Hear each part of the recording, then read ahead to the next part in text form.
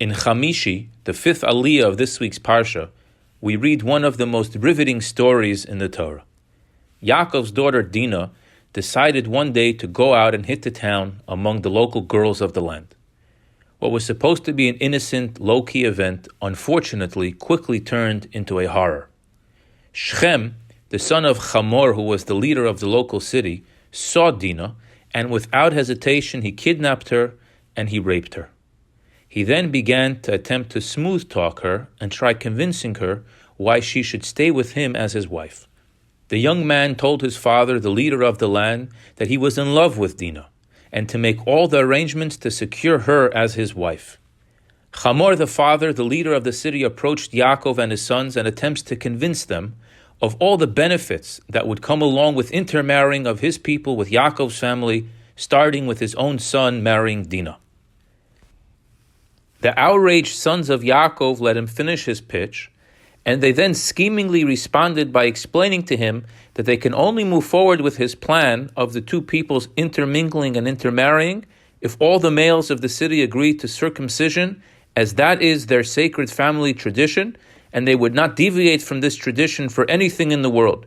It would be an embarrassment for them. Hamor and his son Shechem agreed to the deal. They send out an immediate order that every single male in the city must undergo an immediate circumcision. All the while, Dinah is still held against her will by Shechem in his palace. On the third day post-circumcision, Dinah's two older brothers, Shimon and Levi, take their weapons and they kill all the males, including Hamor and his son Shechem, until they rescue their sister Dinah and bring her home safely. When reading the story this year, the following idea struck me.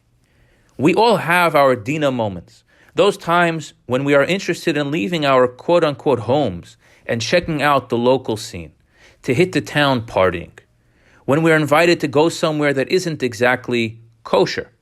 In our heart, we know it's no place for a Jewish boy or girl, but nevertheless, something inside of us is really curious.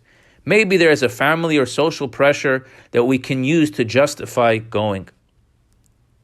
We allow ourselves this freedom, for we believe it is just checking out the scene.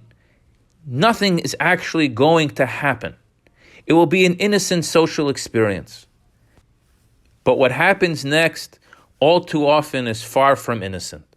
The unholy energy is mighty and very easily overpowers our internal innocent but curious Dinah. We are completely powerless and overwhelmed by the pleasures and temptations right before our eyes. The question is, what happens next? We all have our Dinah-like moments. We are all familiar with how to get into the problem. But do we have a Shimon and Levi moment as well? Can we muster the brain power to get out of a negative place? This week's parsha teaches us that sometimes we must scheme to get out of a negative situation.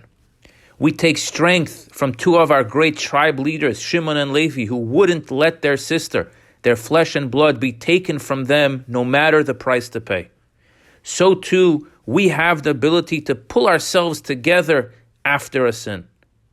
We have what it takes to have a Shimon and Levi-like moment when we find ourselves in a foreign space, Jewish-wise, and return to our father Yaakov's home complete.